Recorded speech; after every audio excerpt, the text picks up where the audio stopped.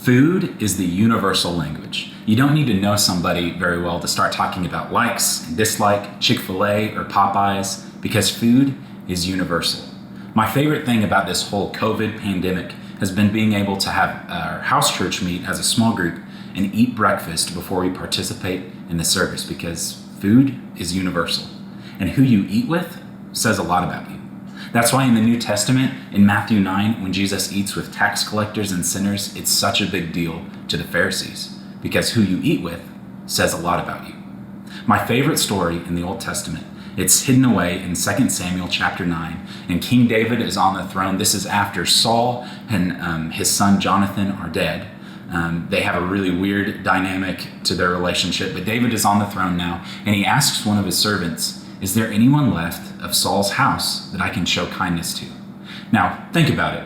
A new bloodline takes the throne and starts asking, "Is there anyone remaining from the past kingdom that I can show kindness to?"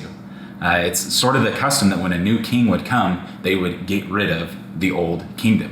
So David asks his servant, "Is there anyone still left in Saul's house?" And his servant says, "Yes, actually a son of Jonathan, whose name is Mephibosheth." It's a really good name for a little boy if you're looking for one. And Mephibosheth, we don't know a ton about him. We know that he's Jonathan's son. Jonathan and David were best friends. We also know that when Mephibosheth was a child, he was dropped and it damaged his feet so that he was lame from that point forward. And so David says, "Bring Mephibosheth to me." And I wonder what was going through his mind as he's on his way to meet with David. I wonder if he's thinking if this is a death sentence, or if he's genuinely excited to be in the presence of the king. So, skip forward, Mephibosheth enters David's presence. It's a pretty tense moment. And here's what David says in 2 Samuel 9, verse 8.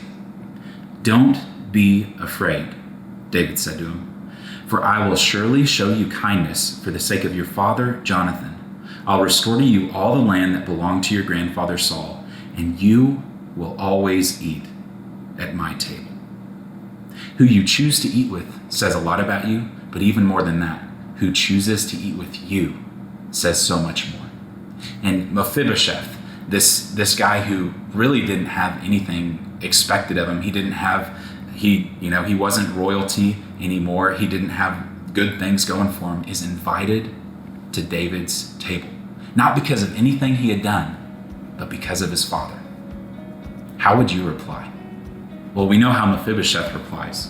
In verse 8, he bows down and says to the king, "What is your servant that you should notice a dead dog like me?" Mephibosheth knows he's done nothing to deserve this invitation, and yet David extends it to him freely because of his father. I love how John Piper says it. How can dead dogs like us love a king?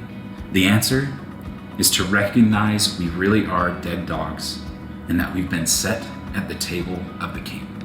Man, food is important, and who you choose to eat with says so much about you. Today, as you have dinner or lunch or whenever you eat, remember that we are invited to the king's table.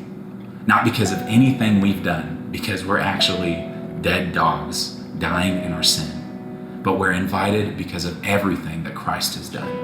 So, who are you going to eat with?